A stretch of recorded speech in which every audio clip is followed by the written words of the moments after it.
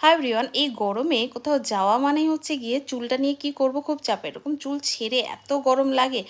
তো চলো দেখা যাক এরকম একটা উঁচু বান কিভাবে করে নেওয়া যায় খুব ইজিলি আর খুব সামান্য কটা জিনিস দিয়ে। প্রথমে একটা গার্ডার নিয়ে নিলাম, এরকমটা উঁচু পনি করে নিলাম। তারপর নেব একটা ক্যাচার, ক্যাচারটা জাস্ট মিডিল পজিশন এরকম বসিয়ে দিলাম। তোমাদের যে কোনো সাইজের ক্যাচার নিয়ে নিতে পারো, যেই সাইজের বান করবে সেই অনুযায়ী। আরেকটা গার্ডার নিয়ে জাস্ট দেখো এটাকে অ্যাটাচ করলাম এবং যে এক্সট্রা চুলটা রয়েছে সেটাকে জাস্ট রাফলি পেঁচিয়ে দিলাম। আর একটা ক্লিপ লাগিয়ে দিলাম, আর দুটো ক্লিপ মাত্র লাগবে, তিনটে ক্লিপেই কাজ হয়ে যাবে।